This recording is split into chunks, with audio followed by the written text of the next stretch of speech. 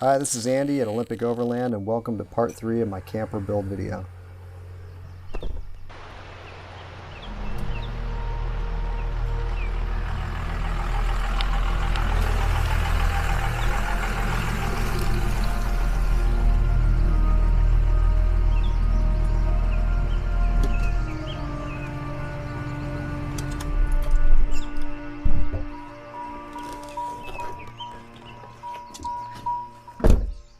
So as you can see, the truck has changed a lot since the last video.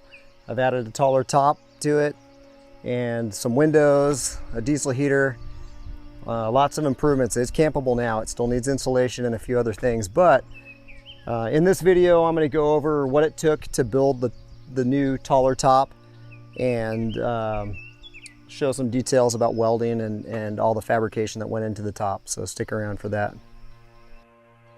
So the truck's been on a ton of trips. It's been my daily driver, my camper, mobile toolbox. It's done a lot, and it's gotten used hard, and it always fires right up. It's been super reliable.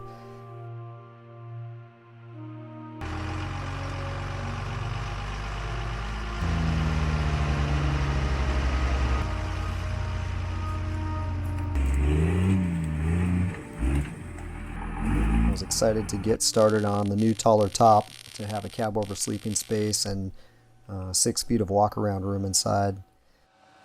This is nice to have a helper. My brother Mike gave me a hand getting this squared up and started. Pretty much nothing at my place is level, so all those blocks and shims are just to get a good square base. But if you start off with a good square base, it's easier to keep everything else level and aligned as you go through the project. So a little extra time there definitely pays off in the long run. And I like to tack everything together. It's easier to grind off a tack weld than a full weld, and then hit all the full welds and smooth them out. Here I'm just kind of laying out the basics on top of the truck to get an idea of my cab overhang and the overall footprint. Those corner clamps are great. They work really good. More tack welds.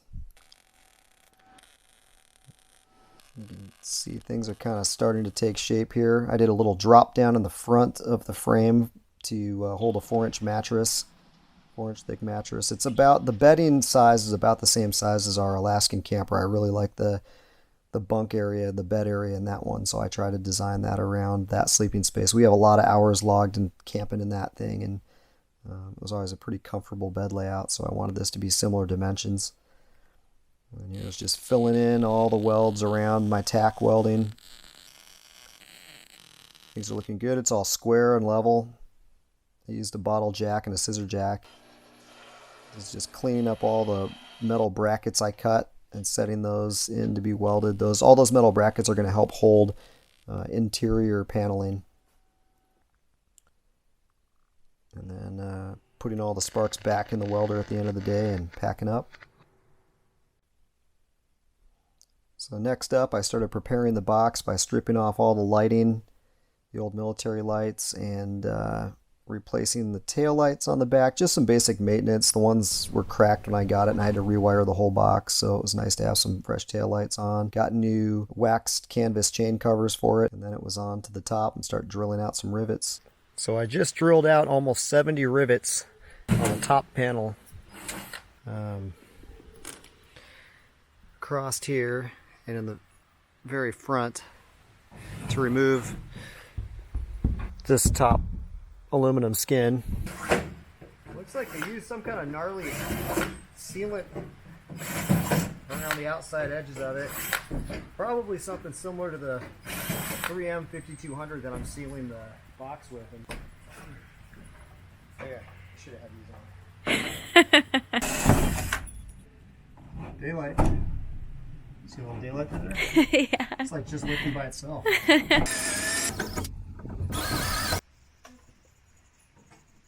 Tell us about your project, Andy. Well, hopefully by the end of the weekend we'll have the new camper top on.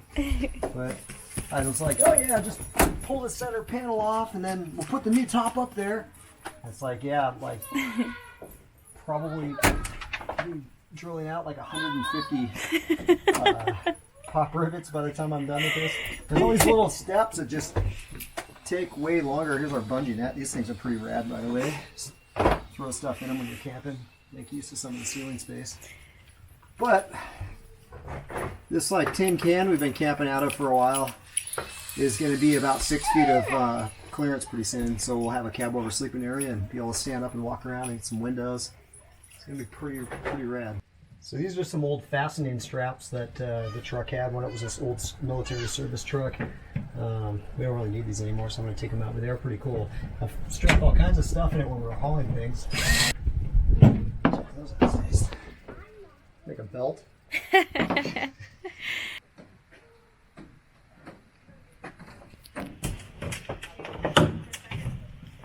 is all set up for summertime now. When we get where we're going, we just lift the top up like this, stick some wood under the sides, and we got a taller top. This is my plan the whole time.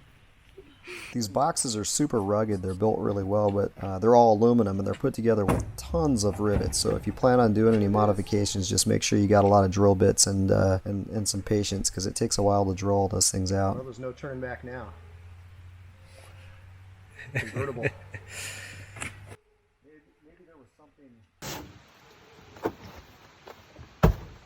Jeez, crazy. The next step, after I just spent the last like 2 hours drilling out rivets. It took somebody a lot of time to build it, and it took me a lot of time to take it back apart again. So these holes are drilled to bolt the top cage down to the box on the truck. And my brother's excavator came in handy here. We've had 4 people lift the cage and move it, but the truck's so tall it was really awkward to mount it up on top. So this worked. We drove next to a little embankment by my front yard, and we're able to lift it just high enough with the excavator to drop it on. It's kind of exciting to have that thing finally in place.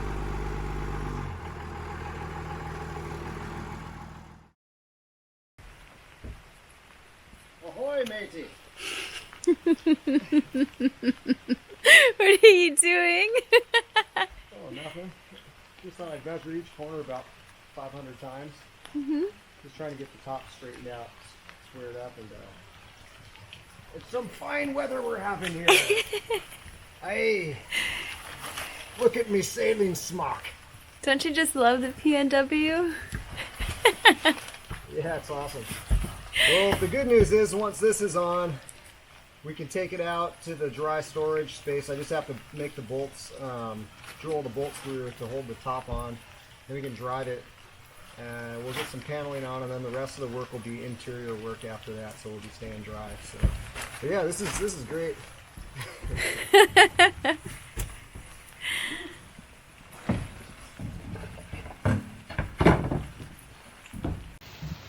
You make sure everything's even, that way when I start drilling we're good. I only want to have to do this part once.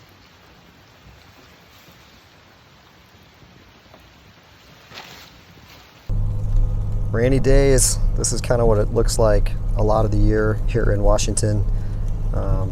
But heading to the dry storage, it's going to be nice to be able to work on the truck in a dry space to do the siding.